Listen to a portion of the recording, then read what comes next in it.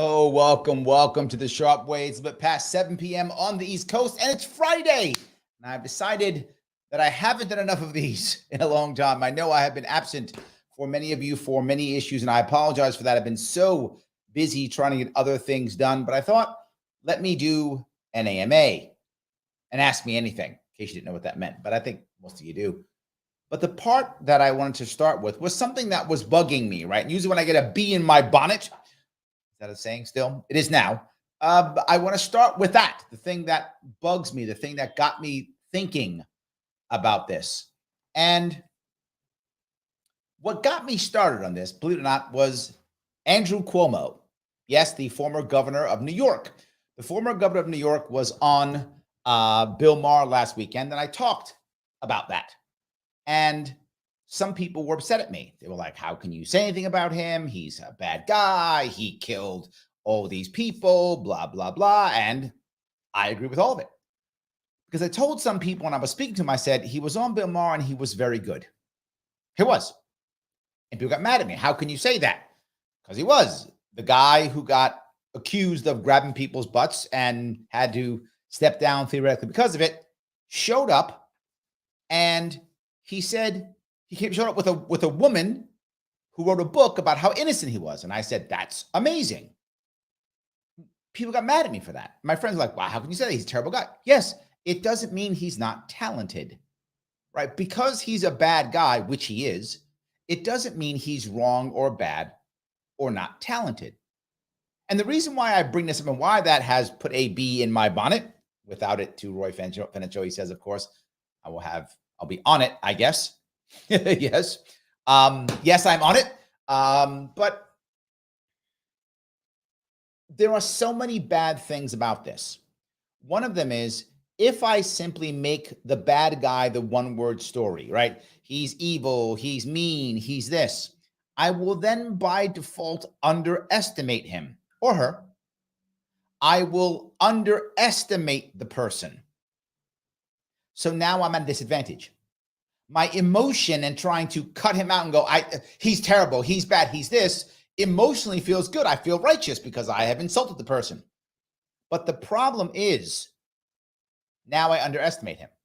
Joe goes off and goes, Hitler was a terrible guy, great at brainwashing though. Well, I mean, I guess we'll go there. Of course you went to Hitler. We always go to Godwin's Law, don't we?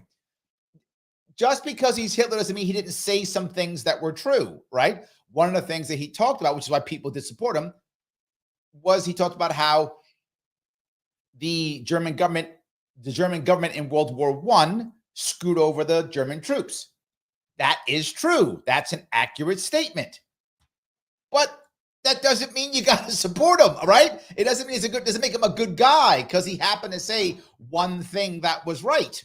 You can say, and the savviest liars, and this is an issue that we should all get in the nuance. The savviest liars, it's always based on a kernel of truth, right? This one bad thing happened, right? So now I expose everything. And now it's like, again, the Hitler thing. Did the German government after World War I screw over their soldiers? Yes, accurate statement. So now Nazis. No. You can't go so now Nazis, right? But you can still say, oh, well, that one thing he said is true. The problem is if you do the opposite and go, you can't talk to him, he's a Nazi. So what he says is wrong. People go, wait a minute. But that one thing he said is right. And you're not acknowledging that the one thing he said is correct. So now I don't trust you either. Maybe that guy is right. So you do want to acknowledge what is true so that you can believe when you say what is not true. This is a critical piece. Many things, bad, horrible things, are based on some kernel of truth so deep down someplace that people dismissed. But that thing was true. The one thing was true. And now all of a sudden people start saying, well, now I don't trust you, the good guy. Maybe the bad guy's right because that one thing he says obviously true, and you won't even acknowledge that. And this is why you will hear me constantly say things like, I give credit where credit is due. I don't dismiss the skill set or the reality of any of these things. Character assassination, while is often very effective in going back and forth in debates and such, doesn't work. If character assassination worked, Donald Trump would have never been president, right? If character assassination actually worked, Donald Trump's never was president, but he was. The character assassination doesn't work. It's not because, again, whether you like Trump or not, there are parts of what he said that were absolutely based on truth. And people just dismissed him. They said, wait, man, I don't trust you now. So why did I bring up Jeffrey Dahmer? Because I didn't want to go Hitler, Joe. I didn't want to go there. So I went Jeffrey Dahmer instead, right? For those of you who don't know who Jeffrey Dahmer is, Jeffrey Dahmer, one of, if not, I mean, top 10 evilest person on the planet. I'm not even exaggerating when I say that. This guy literally tricked people, trapped them, drugged them, raped them, killed them, ate them. That actually happened multiple times. Them, not even him or her, them, multiple times. Everything found in a fridge, he admitted it. So that guy, I mean, clearly a horrible human being, clearly in every way you could imagine. In every way you could imagine, horrible human being. If he says 2 + 2 is 4, is it not? And while that's kind of a joke, it's not. He can still be right that 2 + 2 is 4. That can still be true, even though Jeffrey Dahmer is a horrible human being. Sadly, if he said something that was true, people who don't like it will say this thing can't be true. Why not? Because Jeffrey Dahmer is horrible. Well, he is horrible, was horrible. He's dead now. Was horrible. He was horrible. It doesn't make what he said wrong. Now, this goes back to a piece when I was in training. I still do a bunch of training, not as much as I used to, but a whole lot of training I used to do. And when I do training, one of the quotes I made when I was talking about people presenting information is I would say you want to produce data, but you also want to produce a story based upon the data when you're trying to convince somebody of anything, right? Here's my data, but here's also my story that shows, that validates my data. And I'll talk about that often. And one of the quotes I put was a quote from Stalin. And the quote was, if I remember, I think it's correct, but it might be paraphrased. You'll get the quote either way. It is, one death is a tragedy, a million is a statistic. Horrible. But people always remember that quote. And one guy got mad at me. He goes, that's not a good, you're quoting Stalin. It's not good to quote. I said, you remember the quote, didn't you? He went, well, yeah. I said, everybody does. He goes, yeah, but you can't be quoting Stalin. I said, why? He goes, you're terrible. He goes, this old saying. I said, what? He said, when someone quotes Hitler, that says more about him than it says about Hitler. And I was like, really? Is that always true? I said, if someone's always quoting Hitler, yeah, that's a problem, right? You should not always be quoting something like that. But if once in a while and you're talking about the situation, you happen to use a quote that you happen to remember that made sense to you, that doesn't say anything bad about you. If you're always doing it, okay, he's got a point, right? But the point again becomes character assassination is the wrong answer. And we do it all the time. We say, well, you can't talk to that guy. He's a conservative. Don't talk to that guy. He's a progressive. And that means by default, every conservative or every progressive is wrong. I know some of you are saying yes, but no, that's not true. Progressives and conservatives can both be right. Even if you disagree with them politically, they can still say things that are true. They can still want to make things correct either way. You guys see my show I do Thursdays now at noon, right? It's literally a very conservative guy, Michael Voss, and a very conservative woman, Charlotte Burnett, both on both sides. Clearly they are that, and I'm not insulting them. They would agree to it. They admit it. Of course, it's what they want, of course. And they very often disagree. Almost always. If you watch the show, you see they fight all the time. It doesn't make them wrong. It doesn't make them wrong. Now, sometimes I think they're wrong. Now, clearly, if I think they're wrong, then they're wrong, obviously. But other than that, it doesn't make them wrong. Character assassination, when you see it, when you see character assassination, you should start asking yourself, is the person doing the assassinating afraid? Do they not have a valid argument? Are they doing the one-word story? I can't talk to Joe. He's a libertarian. Why would you listen to him? Right? If you're doing that, maybe I don't know Joe. Maybe Joe's right and I don't want to admit that. Maybe I don't have an argument, so I'll just insult him and call him the one-word name, right? Just one word name, and then you can't listen to him anymore. Is that the issue? That's the thing you need to think about. When you see character assassination, does the person who's using it, is it because they're trying to hide something? And often it is. Second piece, someone can be right and still be a bad person. Someone can be correct, and you can use the correct person, the correct data, to not achieve that person's desired outcome.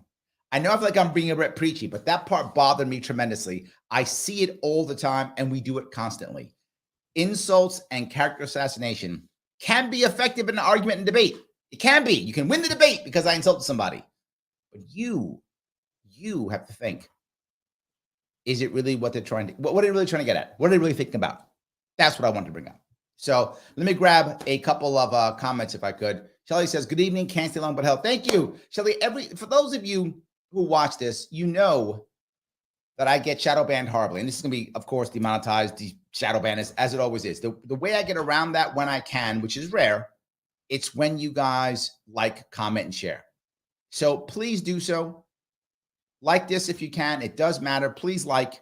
That button does matter tremendously. Wherever you're watching, go ahead. Please do it. If you're watching on Twitter, please retweet this so that people can re-see it. It does matter tremendously. Please do that. Every little bit counts. So I appreciate it. Thank you even for staying for a short period of time, Shelly. I appreciate that. Yes. Let's see here. Grab a couple more. Joe says 2 + 2 is 5 because the party says so. Absolutely. So user has been banned for naughty words, says, I wish Dahmer was in Congress. He could have them all for dinner. We'd have a better Congress. Yes. But again, FBI agent, we are joking. This is a joke. Do not send the cops. Joking. Absolutely. So he goes on to say, thank you for crossing the day. I did again last week. I was another 7 stops up in upstate New York, a bunch. I'm having a couple downstate here coming up here also. I am all over the place. Yes, I don't stop crossing the state because I care. I do. It sounds silly, but instead of me just talking the talk, I am also walking the walk. So yes, 100%. Roy says, Hamas too, same playbook. Agreed. There's a lot of things about Hamas that they will say something that is based on truth. Absolutely. Right. You can find, okay, here's some truth. Got it. Okay. And then expand to, let's destroy all of Israel. Right. That's the part we don't want to go to. But if there are grains of truth in their point, we want to acknowledge that, right? Of course, you're exactly right. Same thing, right? We could, I don't know much about Hamas before. I don't know the details of it, but I do know that these are always based on some kernel of something that's true, then expanded to kill all of Israel, right? And I'm joking when I say that, but you know what I'm saying? They're not joking when I say that, right? I'm just saying what they're saying. And that's where they go to. But if we just dismiss them and say, well, everything they're saying is lies, because they're the T word that we use all the time. They're the T word, so we can't talk to them. We can't listen to them. Yeah, but there's people in that area who are believing in them, who are saying, but wait a minute, that one thing they said, and it's always the same thing. You see all the time, Roy. Yeah, but what about this thing? And that's the true thing, right? There's one thing that's true. And then people go, well, but they're terrorists, so don't talk to them. Wait, but this one thing's true. You have to acknowledge the kernel of truth. Talk about that, and let's not go to the end. I really believe that's the way that we can have a conversation, if at all. Otherwise, it just gets worse and worse and worse and worse. Joe, broken clocks are correct twice a day. But the question becomes, is the person or the group, in this case that Roy talks about, are they right because chance? Or again, are they taking a kernel of truth and then using it to go to the next level? If so, you want to grab that kernel of truth to go someplace else. I'll give you an example I used to use in sales. This is years ago when I used to sell cars. And when I would sell cars, This is back when people used to go online, print something out, and then bring it into the dealership. Right? That's not hardly done anymore, but it used to be that way. You go online, print something out, and come and say, "Hey, I got this thing that I printed out," and they'd come to me with this printout. And I taught people this, and I did it myself. And I would say, always grab the piece of paper. And go, what? But then that's going to validate the piece of paper. Yes, they believe that paper is valid, and that's what's going to make them feel good. You grab it, you taking it. Yes, I agree. This paper is valid. I'm going to look at it, and let's go talk and walk and figure some stuff out. I would take that because now I'm saying this kernel of truth is true. I'm with you, but we're getting to a different outcome. I'm going to get a good sale out of this. You might or may not want one, but if I'm selling cars, I want you to sell a car. So but take the paper and acknowledge it, right? And then take it to where you need to take it from. Or take it to where you want to go, I should say. Yes. So hope that was good. All right. User goes on to say, Uncle Ted made great points in his manifesto, but his campaign to get out there was bad. You know, this is actually a good example. Clearly, his tactics were horrible, and I would never think this is a good tactic to use ever. Right? I completely agree. Horrible. I mean, just randomly hurting people for no reason. What? I mean, that's the definition of evil, right? Terrible. Doesn't mean everything he wrote was wrong. Doesn't mean that. And if we are to look at that and then take it and then talk about it, there'll be less people doing what he says, right? There'll be less people doing the bad stuff. I think that's absolutely true. So yes, I hope that makes sense. Yes. All right. See, grab here if I could. Andrew says, evening, Governor Sharp. My question of the week: what's your view on land value tax? We are nowhere near land value tax, Andrew. The country isn't even near it. People aren't there.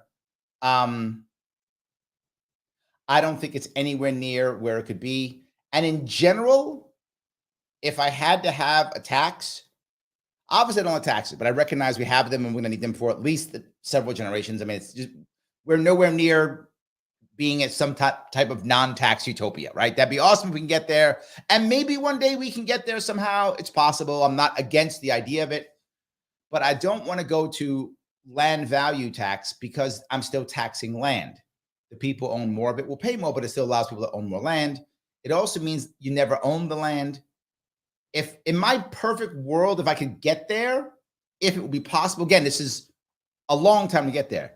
It would be only the idea of somehow you pay when you use government. Now, to be very forward, that's many different ways, right? Well, you use the road, you use this, that. Yeah. And you can do it in a very simple way. Like if there's any form of fair tax, in my view, it's probably going to be a tax on transactions in some way, because the government by default does facilitate transactions by using cops and courts and laws and fairness and the ability to sue people, roads that brings the stuff there, right? Government is creating all those things. So when you're making a transaction, you should pay something for that. You're paying for it in some way. So some form of sales tax maybe is probably the fairest tax. Maybe if it's maybe limited for like I'm making numbers up, but conceptually, like any your first, I don't know, $40,000. That's the right number across the country is no tax because that's just to live. After that, anything else that you do, you pay X% tax on every time you do a transaction. That type would be that by default, the poor Americans would pay almost no tax. By default, they pay very little. And the wealthy would pay more because they do more transactions. And I don't just say sales, transactions, because many of the wealthy people, they spend a lot of time doing transactions, even money transactions of that sort, even if they're not buying things. So I think a transaction tax, if anything, is going to be the fairest of taxes. If we're going to have one, the wealthy will pay more on it.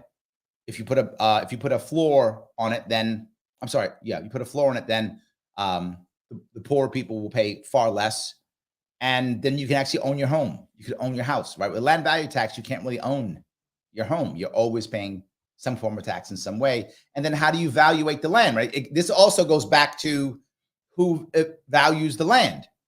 And then, yeah, so I get it. I get why some people and libertarians like it. I get it. I'm not a huge fan. And I don't think we're anywhere near it. I don't think our heads are there. That's just my view. You asked my opinion. That's my view. So yes. Yeah. Joel says the shadow banning has been effective. I didn't know you were in the capital region until the next day. All the time. That's the norm, which is why I send out emails. And yet my last trip, I put it on TikTok, Instagram, Facebook, did a YouTube reel, sent an email out. Still, people struggle to get it.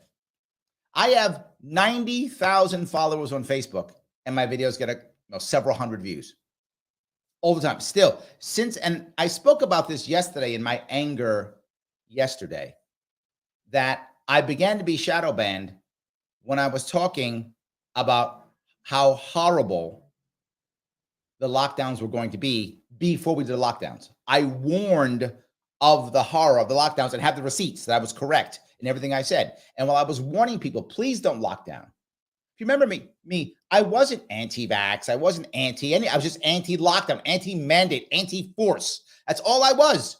Just anti-force. It's like, please give us information. Let us choose. Show us the way. I don't mind any of that. But please don't force us. It's going to create more harm than good. And I explained the problems. Everything I said was true, documented completely. And that is what they banned me for, to ensure no one could hear what I was telling them all. So yeah, I've got some issues. I do have some issues. Absolutely. Yes. 100%. So, all right. Shelly says, I still can't stomach Uncle Ted. Yes. Agreed. I'm not saying you should stomach him. All I'm saying is it doesn't mean everything he said was wrong. Right? And he's gone. And he should be gone. Right? He should be gone. I'm not sorry that he's gone. Right? I'm not. It doesn't mean that he was wrong. If that's all I'm saying. So yes, I'm just saying this means he's wrong. So yes. All right. Let's see here. Joe says, Larry, you ever reach out to local LP affiliates in your event dates? I do, but the NYLP is not my friend right now. They don't like me very much. The NYLP has decided, the LPNY, so LPNY has decided that it does not want to gain ballot access next year, and that they believe that is a waste of time and money and energy. We should not do it. I believe we absolutely should. It is critically important. It is everything, and I'm fighting for it. So we are at odds, and they are mad at me. So they will deal with whatever they want to deal with. I mentioned that on one of my lives. So yes, that's how that's working. By the way, speaking of that, if you guys do want to support my ballot access, you can. LarrySharpe.com/ballot-access. The link is right there. If you want to check it out, please do so. What I want you to do, you don't have to, not required. I'm still going to say this stuff and be out here if you don't. But I would like you to do $24 a month for 2024 until November of next year. So 1 year. I'd like you to do 1 year of $24 a month for 1 year. That's what I would like. So for those of you who want to support me, please head over there now. LarrySharpe.com/ballot-access. $24 a month for 1 year. Why? Because I'm still doing this every single month. I'm still out there running around doing crazy stuff. So please do that if you care about ballot access. If you don't care about ballot access, no worries. You can go to patreon.com/sharpeway and support this cool show. $10 a month goes a long way to keep me doing this and not doing other stuff. I spend more time on here, less time working, which means I can do more shows, which is the point that I'm trying to achieve, of course. And of course, if you want to help me out directly, you can. You can super chat me on Larry Sharpe YouTube. You can do the easy thing, which is cheap, which is retweet this on Twitter or click the like button wherever you are. That's nothing. That's free. That's an easy day. You can do that. Simple. Absolutely simple. So, yes. All righty. Let's see. Shelly says, you were the guy wearing a mask around cruise without an issue until it was mandatory. Yes.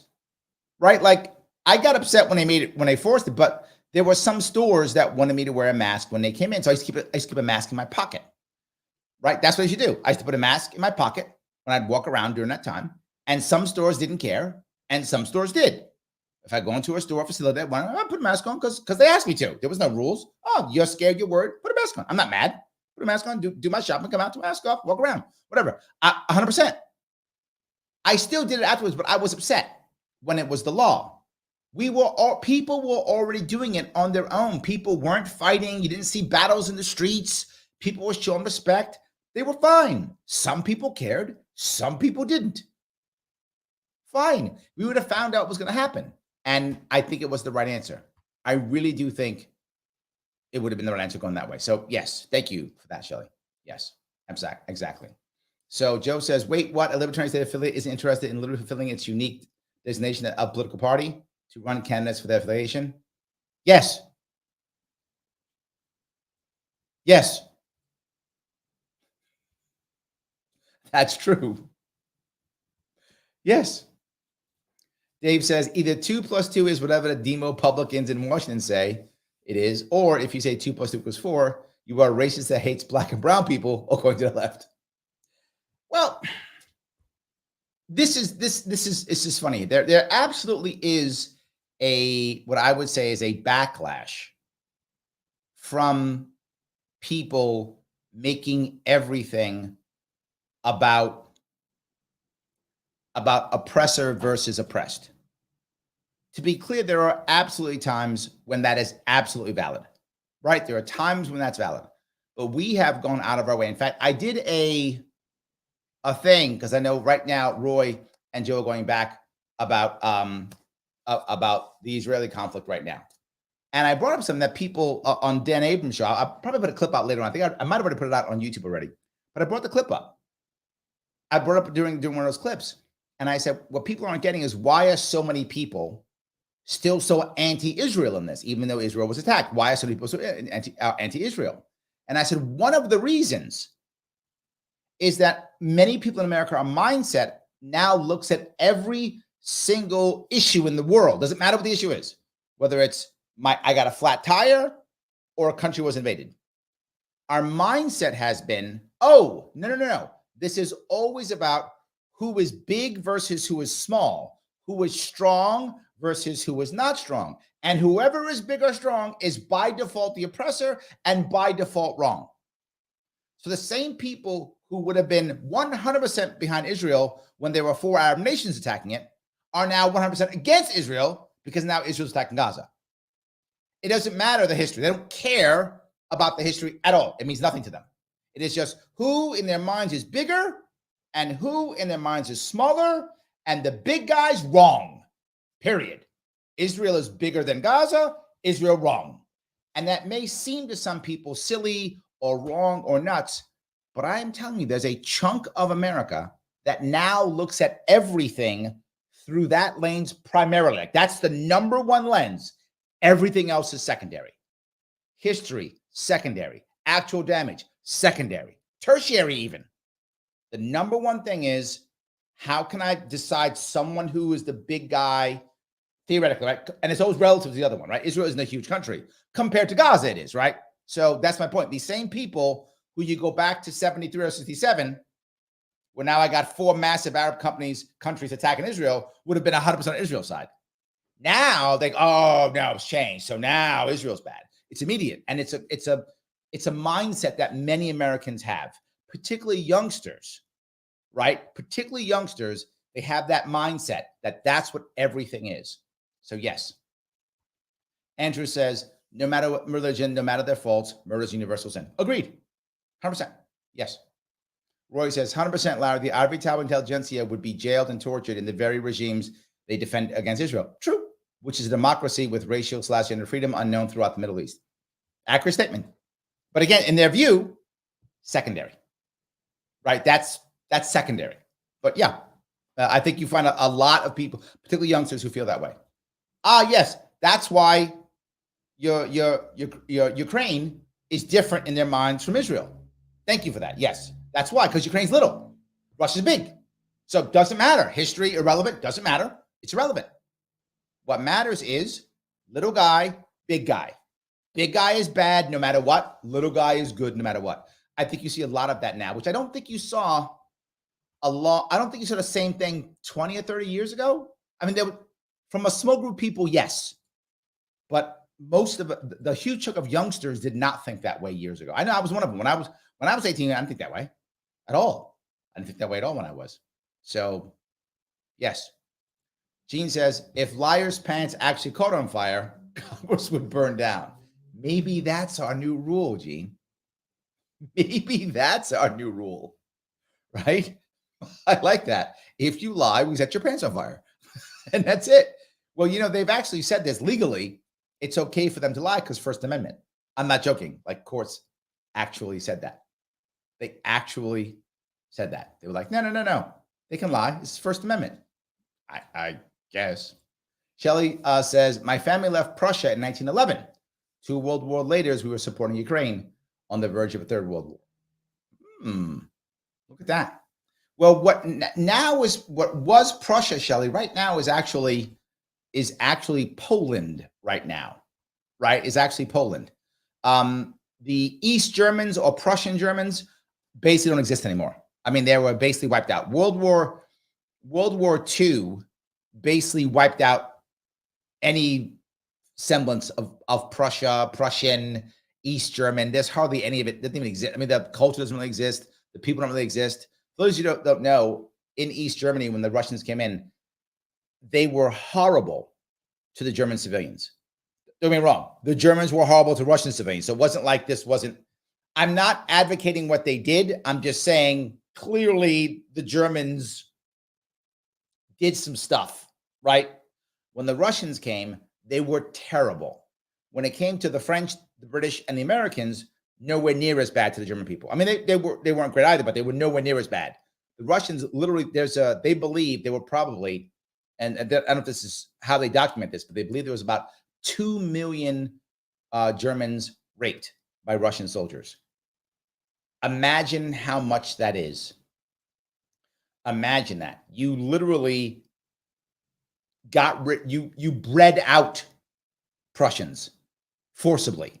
And it sounds horrible. I know, but I'm just telling you that's true. You can look it up. That's true. That is how bad they just wrecked the whole eastern part of Germany, all of Prussia, all of that area. It was completely trashed, just gone. Right. So I don't know if your family's, I would assume that your family now, Shelley, actually comes from what is now Poland, because the Russians that made that Poland to make sure there would never be Prussia, East Germany, East Germans ever really again. There really aren't any anymore. I mean, I guess there's some, but not what they used to be. So, in any case, I appreciate that. My German family, you see my German flag here, actually comes from Western Germany, the Frankfurt, Bad Homburg area. So we were Western German, not Eastern German.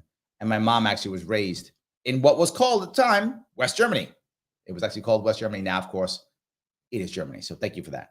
And I knew that by your name, Schultz. So that was good too. Yes. Isn't that the name of the current prime minister? I'm sorry, the current chancellor? I'm not even sure. Maybe, not even sure. So Edward asked the question, why not conquer, if you will, New York City, then fix New York State?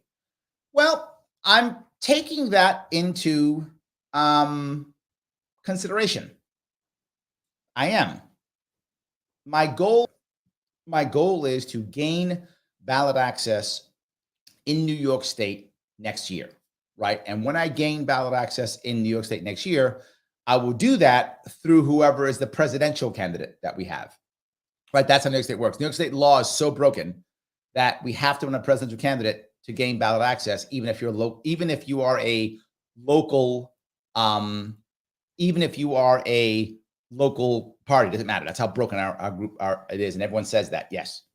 So, any case, when it comes to that, if I am able to do that, I then am able to run for mayor of New York City in 2025. Now, the reality is, why not, conquer New York City? Because New York City is 6-1 Democrat to Republican. The odds of me actually winning New York City mayor, slim to none. However, I'll run. I could win. It's possible, I guess. But whether or not I win or not, there's two cool things here, Edward. And that is, New York City has a good law. What? Larry Sharp says New York City has a good law? It does. And that law is, if you take matching funds, you must debate, or you have to give the money back. Well, everybody wants that money. So if these people take the money, which they will, so would I, by the way. I would also, even though some of them try to be mad at me, don't care. I'll take it anyway. Because New York City is 8-1 matching funds. So if you raise $250,000, then I get $2 million. I will take that money and campaign in New York City. So what happens? Either I win, which would be awesome, but I don't think I will, to be forward with you. But I do gain a foothold in New York City that I didn't have for governor last time. So now with a foothold in New York City and some money in my campaign, I can then run for governor in 2026 and have a foothold in New York City. I already have a foothold out in Western New York. So now all of a sudden, it all grows. It increases my odds of victory. So yes, I was thinking about that. Absolutely. I was thinking about that. I don't know if I can do it in that way, if that makes any sense. So yes. So he says that is the name of the current chancellor. I thought it was. Yes, we are having nightly headline spoofs among family members. That's what I figured. And I'm just curious, Shelley, do you still have any family in Europe, or are they all over here? I still actually have some family in the Frankfurt area. I do still have some. A cousin, I think her name is Astrid. I haven't seen her literally in like 50 years. It's been forever. So yes, but yes, been a long time. But yes, and a nephew. So I do have two. Yeah, I do have some family still in Germany. Most of my family, though, actually is in Florida now. But I do have some in Germany. I do have a little bit left. So yes. So, all right. Yeah. In any case, Jingo's going to say if you already had ballot access, then you would suit off the ballot. Yes, I did. And for those who don't know, they didn't care at all about us having ballot access. The judges didn't care. The Board of Elections didn't care. Nobody cared. They just wanted to punish. They just wanted to throw me off the ballot. They did not care at all. And it was embarrassingly bad how they dealt with it. It showed me that these judges care only about the state and not about the individual rights. I felt like, what's what I'm looking for?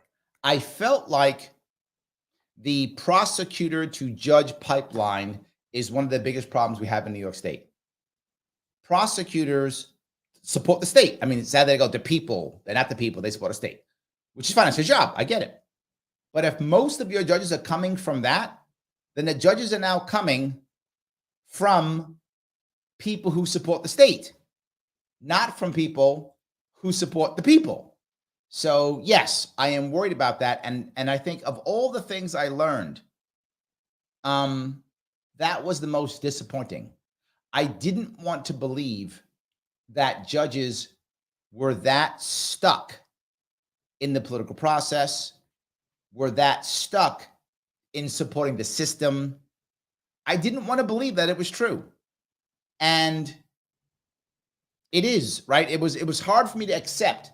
I didn't want to believe, but now I know it's true. It's a harsh lesson, right? It's almost like learning Santa Claus isn't real, right?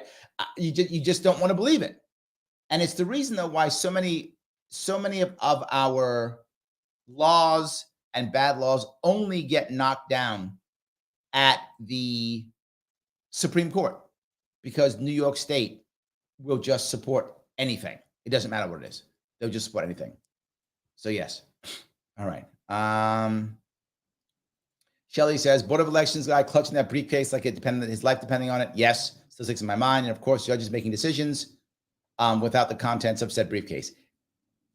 Yes, they admitted, by the way, you guys don't know this if you weren't there, but they admitted they never read the briefs. They never read the briefs. They literally didn't read what I wrote and made a judgment without reading it. That's what they did.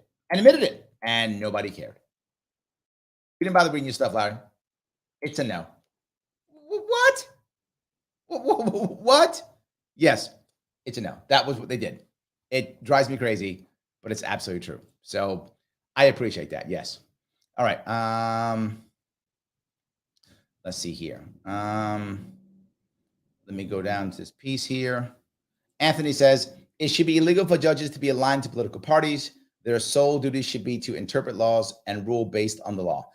Yes, Anthony, I'm glad you brought that up. This is, you guys give me PTSD now. But when I was there, I literally told these judges, I said, I can't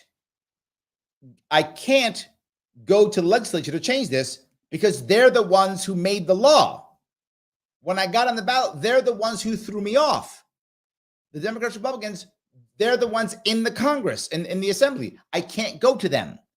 I can't go to the governor. I'm his competition. This is to become governor. So I cannot go to the executive branch. I cannot go to the legislative branch. I can only go to your branch. There's no other option for me. And I can't go there and change things because I have to get on the ballot so I can do that. So you are my only option. And they went, well, we don't know if we have jurisdiction. We don't know if we have any standing. We don't know if we can do it. What? You have all the things. You're the only one there. Your job is not to just accept the law, right? Is not to just accept the law. Your job is to interpret it and decide if it's even constitutional. And they don't. And some of you who aren't aware, lawyers, you all know this, but the average person doesn't always know this. The average person thinks that, well, when in the assembly, they're worried about what's a constitutional law or not. So they make laws based upon the Constitution. That's not true. They just make laws. Someone has to challenge the law, right? That's what lawyers get paid to do. That's what judges have to deal with, right? That's their job, right? To challenge, they go, no, this law's unconstitutional. They challenge it, and then now people now have to do something about it, right? That's most who don't think. They think, well, no, it's unconstitutional, so they would never pass it. They don't care. They openly say it. If you ask them, no, if it's bad, the courts will fix it. They literally pass unconstitutional laws, knowing they're unconstitutional, assuming no one will challenge them. And they're usually right.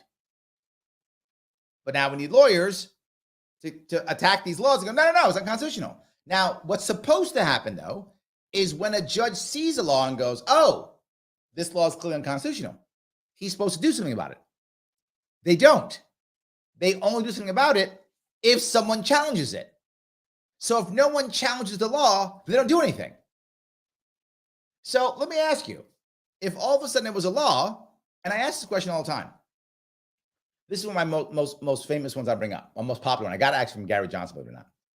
I said, if New York State, you're in New York State in this case, you're in New York State, New York State Assembly passes a law that says that if a 16 or 17-year-old is convicted of graffiti, the penalty is mandatory death. Now, I know we don't have a death sentence in New York State, but for sake of argument, we do.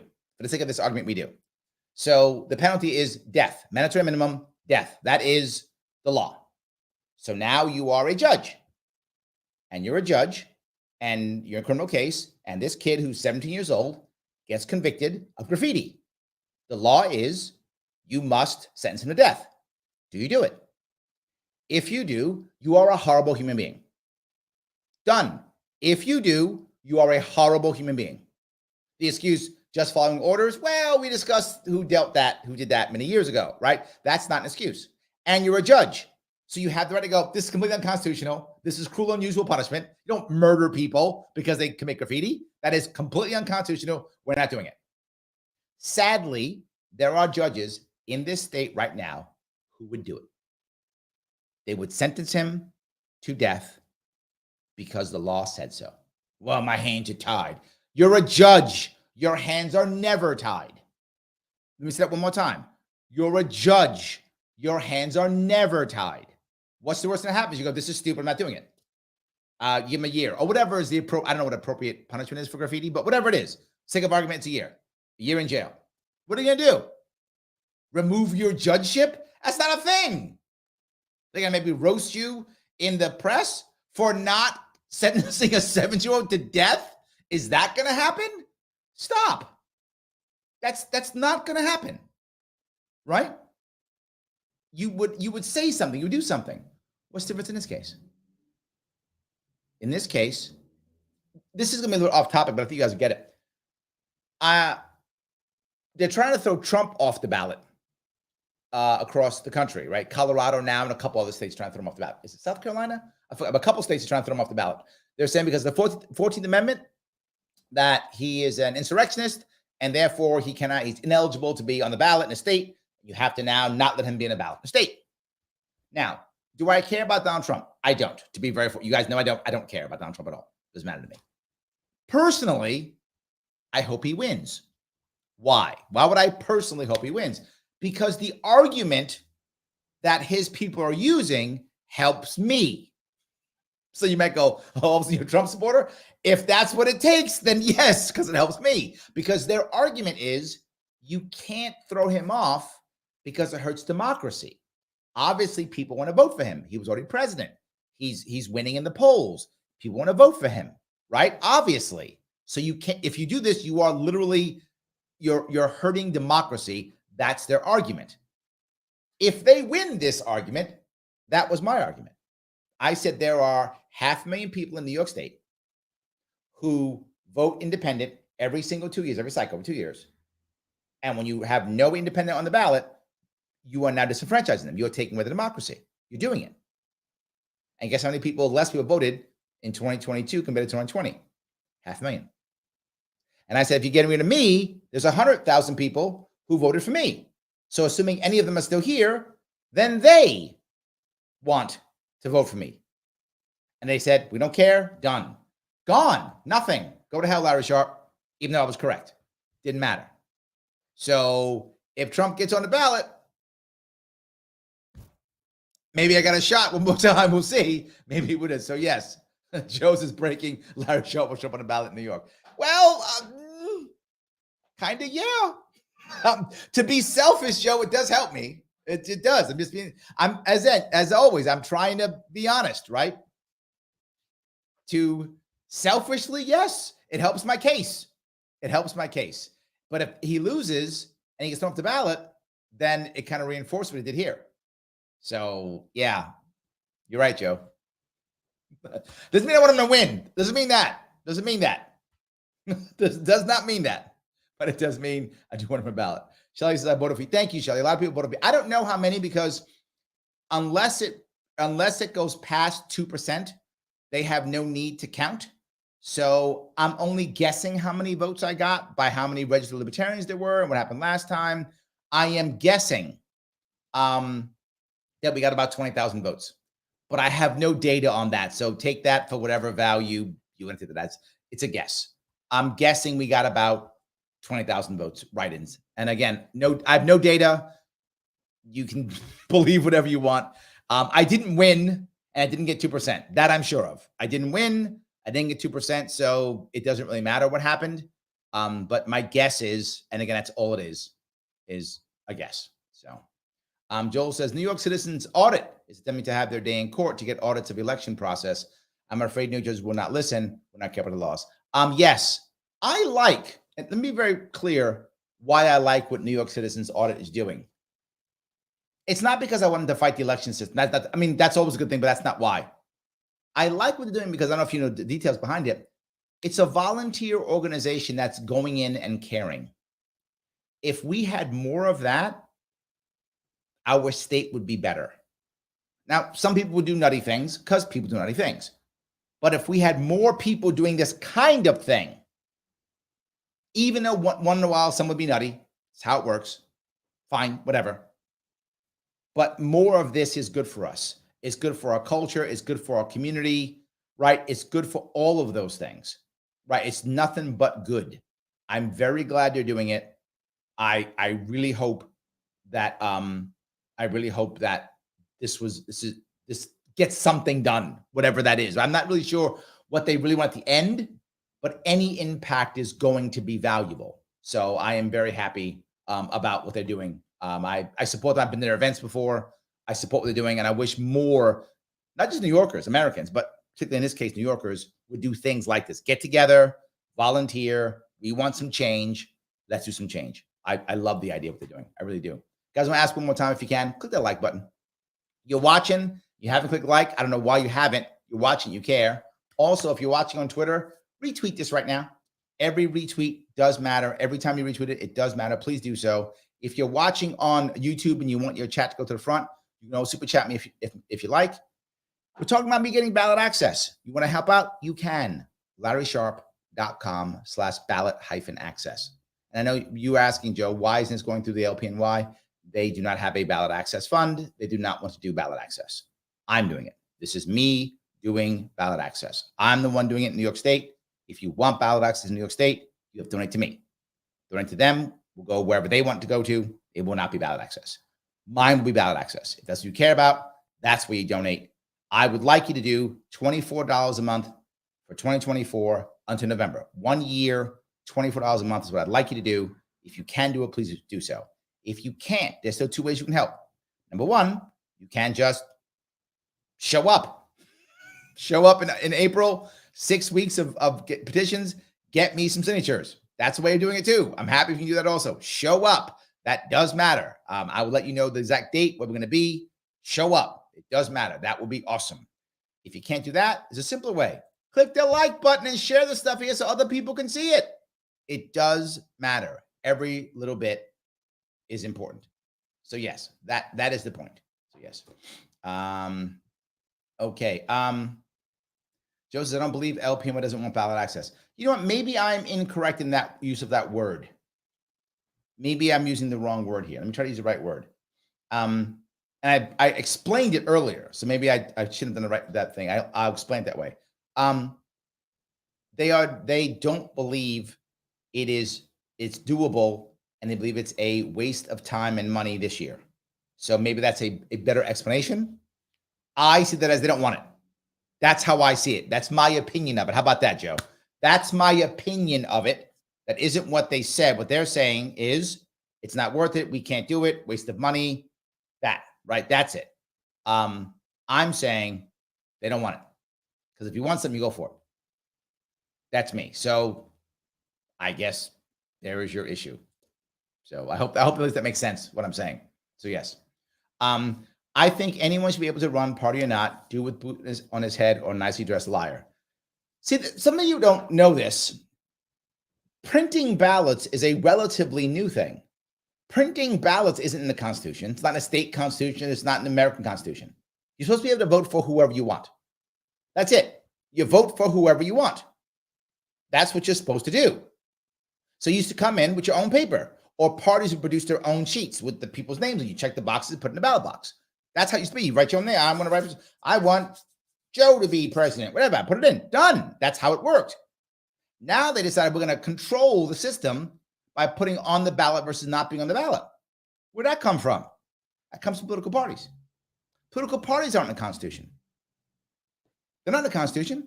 In fact, our founders said, don't do political parties. It's going to hurt people. It's a terrible idea. They were right.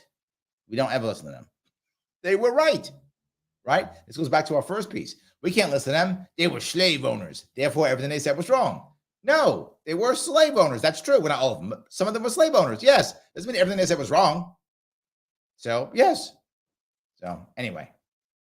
All right, let me grab a couple of these here if I can. Edward says the control is corrupt. 100%. 100%. That is the corruption itself. Yes, absolutely. Joe says remove private organizations from government documents, ballots, and voter registration. I agree. Why do you have to have any of that on the ballot? I agree. Why is Republican, Democrat on the ballot? Why is it? Completely agree. Put the person on it. That's it. Person name. That's all. Now, if political parties want to exist so they can tell their people who voluntarily join who to vote for, no worries. I don't have a problem with that. Right? Political parties, if you're part of Democrats, Republicans, Libertarians, Greens, whoever you're part of, if they send you an email, hey, here are our candidates, vote for them, totally fine. It's a private organization deciding to do what they think is appropriate for their political means and ends. No worries. They can tell people who to vote for, send emails, even if people, whatever, the 100 feet out, whatever the time is, saying, hey, we're Democrats, these are the guys, we're Republicans, these are the guys, blah, blah, whatever. Totally fine. But yes, why do they have to be on the ballot? I completely agree.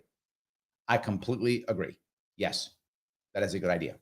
I wish we had more political parties, more options, more choices. Sadly, we don't, and it's not getting better. And people have wondered why I have supported other third parties recently and even a couple years back. Why was I so positive on Forward Party? Why was I so positive on the Greens? What I helped the Greens? How about they sue the state with us? Why have I said I'm glad RFK Jr. is running? Why am I glad that Cornel West is running, right? Why am I happy about these things? Because I don't think we can do it alone. I think we need more and more people to be involved and trying to push this third party. I want a third party in America. I think third party in America is the only way to make actual change. Because what we're doing now in almost everything we do is just say, hey, what does my left Democrat head say, talking head say? What's my right my right leaning talking head say? Okay, that's how I think now. Now, that isn't everyone in America, but that's still at least 35% of Americans, at least, if not more, who just do that. And they're really loud. And they make everybody think, oh, I guess I lean left, so I gotta think this way. Oh, I lean right, so I gotta think that way. Well, most Americans actually have left and right leaning theories depending upon the situation. Most Americans aren't all left or all right. Some are 100%, some are. but most aren't. So I'm like, oh yeah, I'm left on all these things. I'm kind of writing this one. I'm writing all these things. I'm a little left on this one.